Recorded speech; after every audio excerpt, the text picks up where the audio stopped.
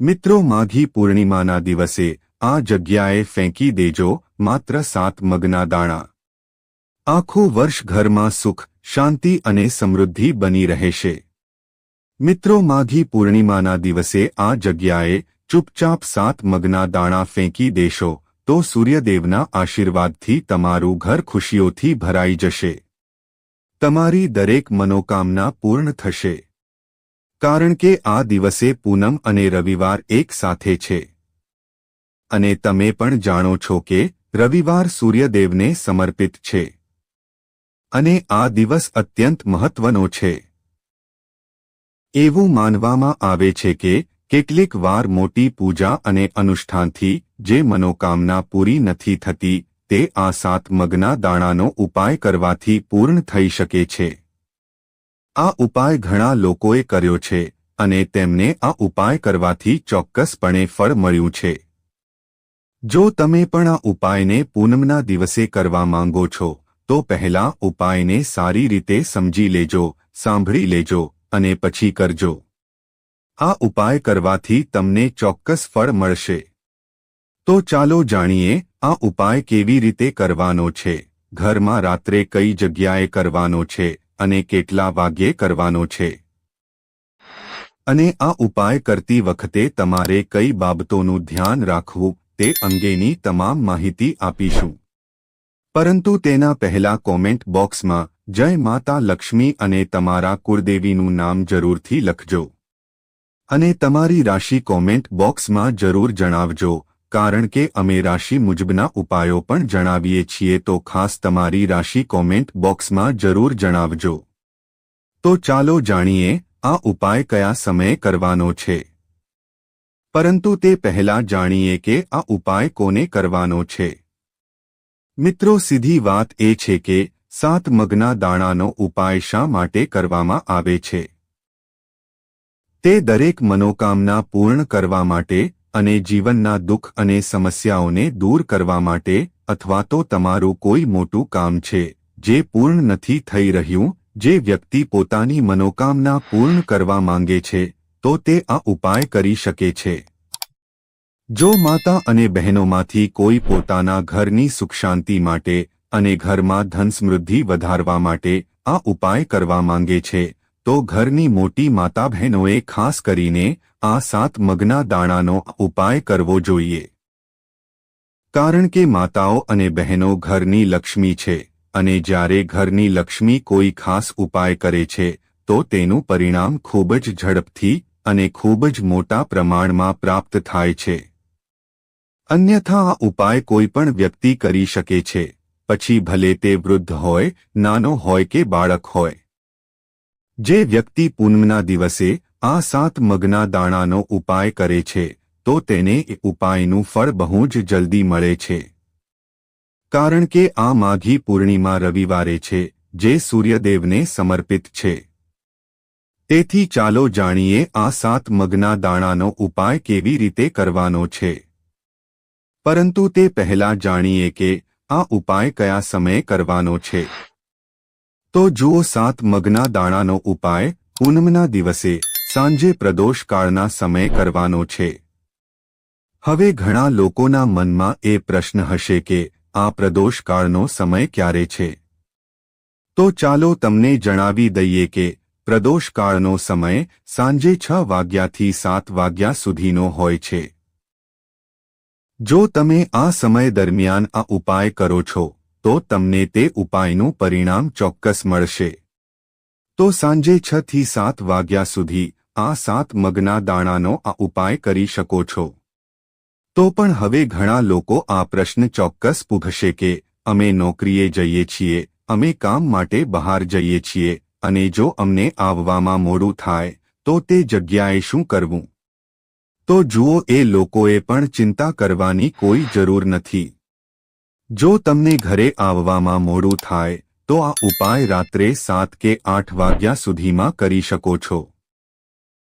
કારણ કે પૂનમ અને રવિવારનો દિવસ જે હોય છે આ દિવસ ભાગ્યે જ આવે છે અને તેથી જ જ્યારે પણ તમને સમય મળે ત્યારે તમારે આ ઉપાય કરવો જોઈએ. જો તમે કોઈ કાર્યમાં વારંવાર નિષ્ફળ જઈ રહ્યા છો અથવા આર્થિક નુકસાનનો સામનો કરી રહ્યા છો તો આ ખાસ ઉપાય અવશ્ય કરવો જોઈએ. મિત્રો, પૂનમના દિવસે શક્ય હોય તો આ ઉપાયને સમય મર્યાદામાં કરો. પરંતુ જો કોઈ કારણસર તમે તે કરી શકતા નથી તો તમે તેને થોડું મોડું પણ કરી શકો છો. તમને તમારા ઉપાયના પરિણામો ચોક્કસપણે મળશે. જો કોઈ કારણે તમારા જીવનમાં ધન અને સમૃદ્ધિની સમસ્યા છે, જો તમે પૈસાને લઈને ખૂબ જ ચિંતિત છો, ઘણીવાર તમે ખૂબ મહેનત કરો છો, સખત મહેનત કરવા છતાં તમને તે કાર્યમાં સફળતા નથી મળતી. જો તમે કોઈ કાર્યમાં નિષ્ફળ જઈ રહ્યા છો અથવા આર્થિક નુકસાનનો સામનો કરી રહ્યા છો, તો પૂનમના દિવસે આ ખાસ ઉપાય અવશ્ય કરવો જોઈએ. તો ચાલો જાણીએ આ ખાસ ઉપાય વિશે. પરંતુ તે પહેલાં જો તમે ચેનલ પર નવા છો તો ચેનલને સબસ્ક્રાઇબ કરો અને વિડીયોને લાઇક કરજો. અને કોમેન્ટ બોક્સમાં જય શ્રી સૂર્યદેવ જરૂરથી લખજો. જો મિત્રો, ગુરુજીએ કહ્યું છે કે રવિવાર રોશનીના દેવતા ભગવાન સૂર્યદેવને સમર્પિત છે. તેથી પૂનમ અને રવિવારે કરવામાં આવેલ આ 7 મગના દાણાનો ઉપાય ભગવાન સૂર્યદેવને 5 પ્રસન્ન કરશે. આ વિડીયોમાં આપણે આદરણીય ગુરુદેવ દ્વારા આપવામાં આવેલા 2 ખૂબ જ ખાસ ઉપાયો વિશે જાણવા જઈ રહ્યા છીએ. જો તમે તમારા કોઈપણ કાર્યમાં અવરોધોનો સામનો કરી રહ્યા છો, જો તમે કોઈપણ પ્રકારના કામમાં સફળ ન થઈ શકતા હોવ, અથવા જો તમે તમારી બુદ્ધિમાં સુધારો કરવા માંગતા હોવ, અથવા તમારા જ્ઞાન અને ડહાપણમાં વધારો કરવા માંગતા હોવ, તો ખાસ કરીને આવા લોકો માટે આ પહેલો ઉપાય છે. તો જુઓ, આ ઉપાય કરવા માટે સૌપ્રથમ તમારે 7 મગના દાણા લેવાના છે. જુઓ મિત્રો, આ ઉપાય માટે તમારી પાસે જેટલા પણ હોય તેટલા લીલા મગ લેવાના છે. પરંતુ તમારે એક ખાસ વસ્તુ લેવાની છે. આદરણીય ગુરુદેવે આ ઉપાય જણાવ્યો છે કે તમારે જે લીલા મગના દાણા લેવાના છે તે આખા હોવા જોઈએ, એટલે કે તે તૂટેલા હોવા જોઈએ નહીં. આ માટે તમારે 7 આખા મગના દાણાની જરૂર પડશે. તો જુઓ, તમારે આ 7 મગના દાણાનો ઉપાય કરવા સીધા જ ભગવાન શિવના મંદિરમાં પહોંચવું પડશે. મિત્રો, ગુરુદેવે કહ્યું છે કે તમે આ ઉપાય સવારથી સાંજ સુધીમાં કોઈ પણ સમયે કરી શકો છો. પરંતુ જો તમારી પાસે સમય હોય તો તમે આ ઉપાય પ્રદોષકાળ દરમિયાન પણ કરી શકો છો. કારણ કે પ્રદોષકાળ દરમિયાન ભગવાન શિવ શારીરિક રીતે શિવલિંગમાં બિરાજમાન હોય છે. એટલા માટે તમારે આ તિથિએ શ્રેષ્ઠ ઉપાય કરવાનો છે. આ દિવસે તમારે આ ઉપાય ફક્ત પ્રદોષકાળ દરમિયાન જ કરવાનો છે. પરંતુ જો કોઈ કારણસર તમને સમય ન મળે તો તમે આ ઉપાય સવારથી સાંજ સુધી કોઈ પણ સમયે કરી શકો છો. તો મિત્રો, પહેલા જુઓ, તમને જોઈએ તેટલા લીલા પડવાળા 5, 7 અથવા 21 મગ તમારા જમણા હાથની હથેળીમાં લેવાના છે. અને પછી તમારે આ લીલા મગને તમારી મુઠ્ઠીની અંદર બંધ કરવા પડશે. હવે જુઓ મિત્રો, મગના દાણાની મુઠ્ઠીને સૌપ્રથમ તેને શિવલિંગને સ્પર્શ કરાવવાની છે. મિત્રો, તમે બધા જાણો છો કે જ્યારે પણ આપણે શિવલિંગ પર કોઈ સામગ્રી ચઢાવીએ છીએ તો તેને શિવલિંગથી સ્પર્શ કરીએ છીએ. એટલે સૌપ્રથમ તે મુઠ્ઠીને શિવલિંગ પર સ્પર્શ કરાવો. મિત્રો, તે વખતે શિવ મહાપુરાણના મૂળ મંત્ર શ્રી શિવાય નમસ્તુભ્યમ અથવા ઓમ નમઃ શિવાયનો જાપ કરતા રહો. આ પછી તમારી જે પણ ઈચ્છા હોય, કોઈ પણ પ્રકારના કામમાં તમને અડચણો આવતી હોય, તમારા જીવનમાં ગમે તે રોગ હોય, તમારા જીવનમાં ચાલી રહ્યું છે, અથવા તમે જે પણ પ્રકારના કામમાં સફળતા મેળવવા માંગો છો, એટલે કે જો તમારી કોઈ પણ પ્રકારની ઈચ્છા હોય તે તમારે મહાદેવને જણાવવી પડશે. સાથે તમારે આ મંત્રનો જાપ કરવો પડશે. શ્રી શિવાય નમસ્તુભ્યમ. આ મંત્રનો જાપ કરતી વખતે તમારે તમારી મુઠ્ઠી શિવલિંગ પરથી ઉતારવી પડશે. આ પછી તમારે આ લીલા મૂંગની મુઠ્ઠીથી મહાદેવના ચરણોને સ્પર્શ કરાવવાનો છે. ત્યાં તમારે આખા મગની મુઠ્ઠીનો સ્પર્શ કરવો પડશે. પછી તમારે શ્રી શિવાય નમસ્તુભ્યમ આ મંત્રનો જાપ કરવો પડશે અને તમે જે મંત્ર બોલ્યા હતા તે ફરીથી બોલવાનો છે, જે તમે શિવલિંગની સામે બોલ્યા હતા. તે જ ઈચ્છા તમારે ત્યાં કહેવાની છે. પછી તે જ મુઠ્ઠી મગને નંદી મહારાજ પાસે લઈ જઈને તેને સ્પર્શ કરાવીને ત્યાંથી પણ આ મુઠ્ઠી હટાવવાની છે. હવે આ મુઠ્ઠી લઈને તમારી આસપાસ કે શિવના મંદિરની આજુબાજુ જે 5 બેલપત્રનું ઝાડ છે ત્યાં જવાનું છે. મિત્રો, ખાસ ધ્યાન રાખો, આ ઉપાય તમારે માત્ર એક જ વાર કરવાનો છે અને ખાસ કરીને પૂનમના દિવસે તેમજ જ્યારે પણ કોઈ ખાસ તિથિ આવે તો ઉપાય માત્ર તે દિવસે જ કરવામાં આવે છે.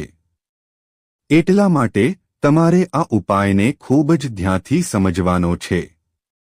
પછી ત્યાં પહોંચ્યા પછી બેલપત્રના ઝાડના દર્શન કરો.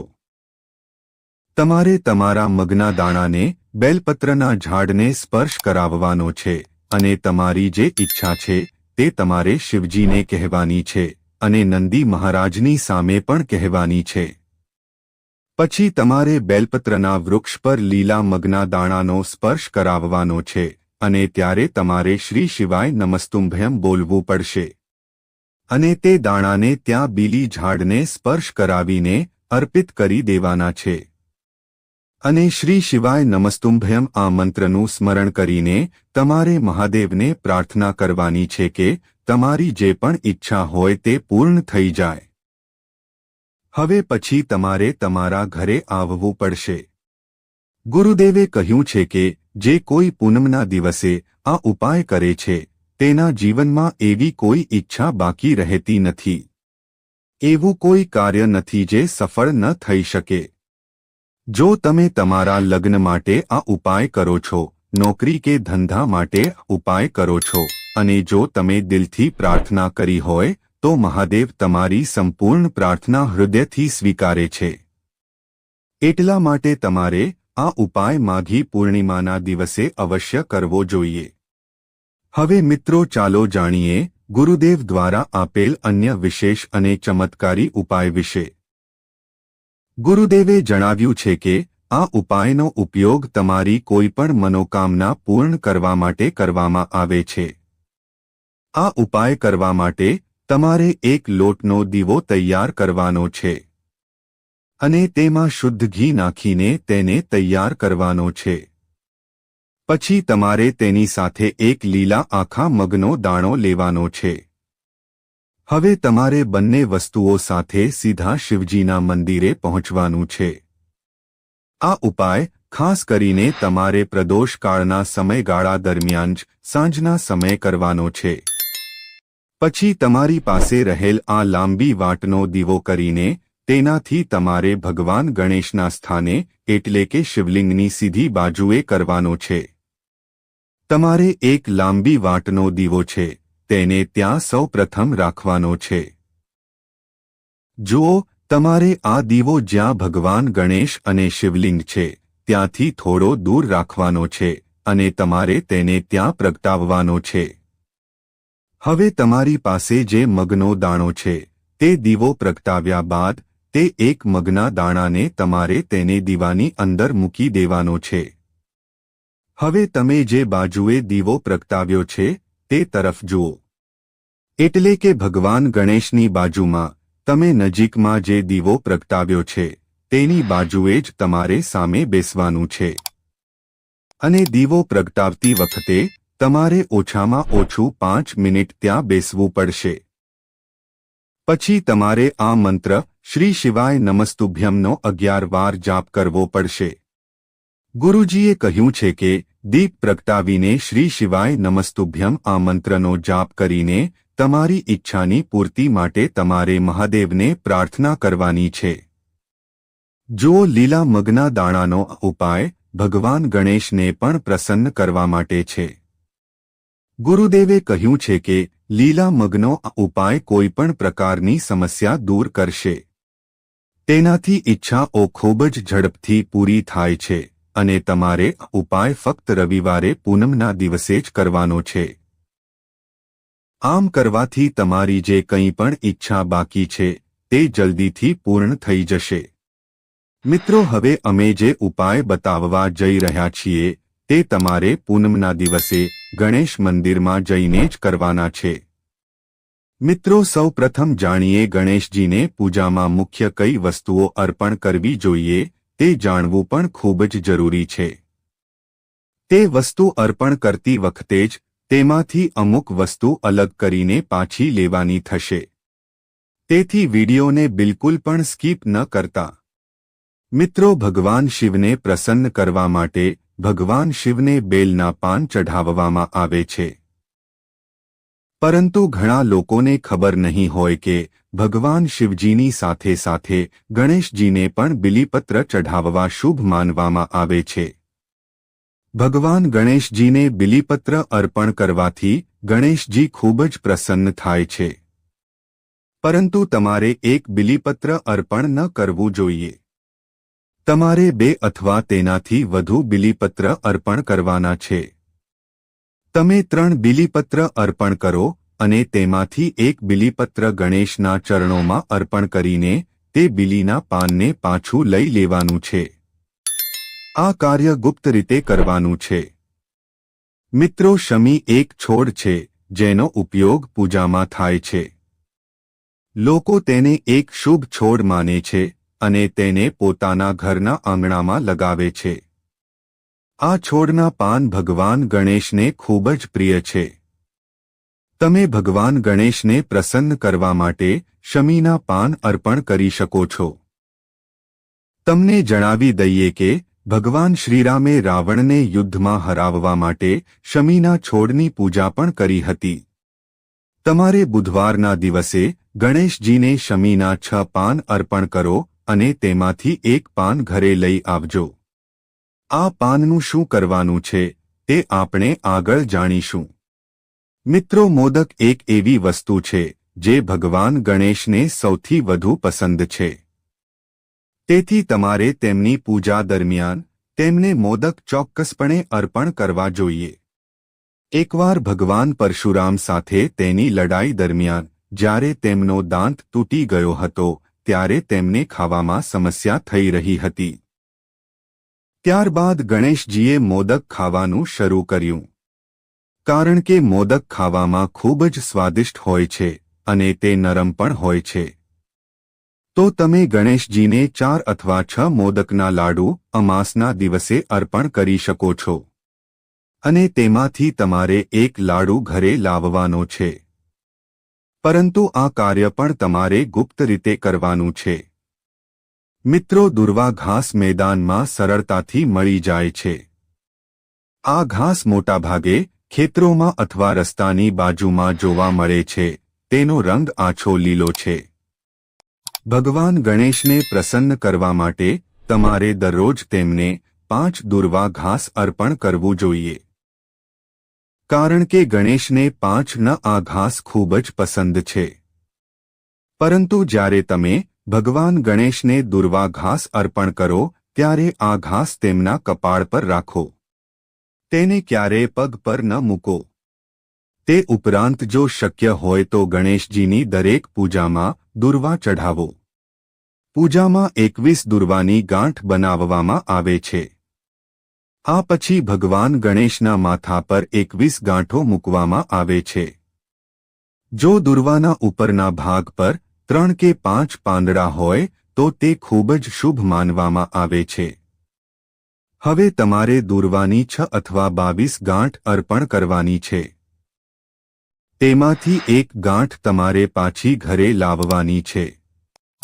પરંતુ તમારે આ કાર્ય ગુપ્ત રીતે કરવાનું છે. મિત્રો, પૂનમના દિવસે ભગવાન ગણેશને સોપારી અર્પણ કરી શકાય છે. સોપારીને ભગવાન ગણેશનું પ્રતીક માનવામાં આવે છે. ભગવાન ગણેશની પૂજામાં સોપારીનો સમાવેશ કરવો જોઈએ. સોપારીને ગૌરી ગણેશનું સ્વરૂપ માનવામાં આવે છે. તેથી સોપારીની સાથે પવિત્ર દોરો પણ ગણેશજીને ચઢાવવામાં આવે છે. તમે ભગવાન ગણેશને 2 સોપારી અર્પણ કરી શકો છો. તેમાંથી એક સોપારી ગુપ્ત રીતે તમારે તમારી સાથે ઘરે લાવવાની છે. મિત્રો, પૂનમના દિવસે સવારે વહેલા ઉઠીને ભગવાન ગણેશજીના 12 નામનો જાપ કરો. સ્નાન કર્યા પછી સૌથી પહેલા ઉત્તર દિશામાં ભગવાન ગણેશને જળ ચઢાવો. આ દરમિયાન ધ્યાન રાખો કે જ્યાં તમે પાણી ચઢાવો છો ત્યાં કાં તો એક વાસણ રાખવામાં આવે અથવા તે જગ્યા પહેલેથી ભીની હોય. આ કાર્ય તમારે તમારા ઘરમાં કરવાનું છે. મિત્રો, આપણે અત્યાર સુધી જાણ્યું કે રવિવારે પૂનમના દિવસે ગણેશ મંદિરમાં શું ચઢાવવું જોઈએ. મિત્રો, હવે આણે જાણીશું કે ગણેશજીના મંદિરમાંથી જે વસ્તુઓ ઘરે પાછી લાવ્યા છીએ તેનું શું કરવાનું છે. મિત્રો, આ ઉપાય કરવાથી ધનની પ્રાપ્તિ થાય છે અને ઘરમાં સુખ અને સમૃદ્ધિ આવે છે. મિત્રો, બીલી અથવા તો શમીના પાન, જે પાન તમે ગણેશજીને ચઢાવ્યા હતા તેમાંથી જે પાન તમે ઘરે લાવ્યા છો એ પાનને તમારે તેને ગંગાજળમાં અથવા તો કોઈ પણ શુદ્ધ જળમાં નાખીને ગણપતિજીને પ્રાર્થના કરવાની છે અને પછી ઘરના દરેક સભ્યોને થોડાક ટીપા પીવડાવવાના છે. પછી ઘરની દરેક જગ્યાએ આ ટીપાથી છંટકાવ કરવાનો છે. આમ કરવાથી તમારા ઘરમાંથી નકારાત્મક ઉર્જાઓ દૂર થઈ જશે અને ઘરમાં સકારાત્મક ઉર્જાઓ આવશે. હવે મિત્રો, તમે જે સોપારી લઈ ગયા હતા તેમાંથી એક સોપારીને ગણેશજીના ચરણોમાં સ્પર્શ કરાવીને ઘરે લઈ આવવાની છે અને ઘરના પૂજા મંદિરમાં સારી રીતે તે સોપારીને રાખી દેવાની છે. હવે જ્યારે પણ તમે ઘરની બહાર કોઈ પણ શુભ કાર્ય કરવા માટે બહાર જવાના હો, કોઈ નોકરી બાબતે હોય, કોઈ બિઝનેસ માટે જતા હોવ, કોઈ પણ શુભ કાર્ય માટે જતા હોવ, તો તે સોપારીને 2 હાથેથી વંદન કરીને ભગવાન ગણેશને પ્રાર્થના કરીને જ જવાનું છે. સોપારી એ ગણેશજીનું જ સ્વરૂપ માનવામાં આવે છે. તેને વંદન કરવાથી તમારા બધા જ કાર્ય સફળ થશે અને તમારા જીવનમાં જે કાંઈ પણ બાધાઓ આવી રહી છે તે આ ઉપાય કરવાથી જલ્દી જ દૂર થઈ જશે અને તમને દરેક કાર્યમાં ચોક્કસ સફળતા મળશે. હવે તમે જે દુર્વા ગણેશ મંદિરમાં લઈ ગયા હતા તેની તમારે એક ગાંઠ ઘરે લાવવાની છે. તમારે એક વાસણ લેવાનું છે. તે વાસણમાં શુદ્ધ માટી નાખીને તેમાં તે દુર્વાને વાવી દેવાની છે. ત્યારબાદ તમારે કોઈ શુદ્ધ જગ્યાએથી થોડી વધારે માત્રામાં દુર્વા લાવવાની છે. તે દુર્વાને પણ તેમાં વાવી દેવાની છે. આમ કરવાથી ગણેશજીના આશીર્વાદ તમારા ઘર ઉપર હંમેશા બની રહે છે. તે દુર્વા તમે ગણેશજીની ચડાવી શકો છો અને જો તે દુર્વા જો સુકાઈ જાય તો તમે તેને નદીમાં પ્રવાહિત કરી શકો છો અથવા તો કોઈ પણ ગાયને ખવડાવી શકો છો. મિત્રો, જો તમને આ વિડિયો પસંદ આવ્યો હોય તો વિડિયોને લાઇક અને શેર જરૂરથી કરજો અને કોમેન્ટ બોક્સમાં જય શ્રી ગણેશ અને જય માતા લક્ષ્મી જરૂરથી લખજો. સાથે અમારી ચેનલને સબસ્ક્રાઇબ કરીને બાજુમાં આપેલા બેલ આઇકનને પ્રેસ કરી ઓલ ઉપર સેટ કરી દેજો જેથી તમને નવા વિડિયોની નોટિફિકેશન તરત જ મળે.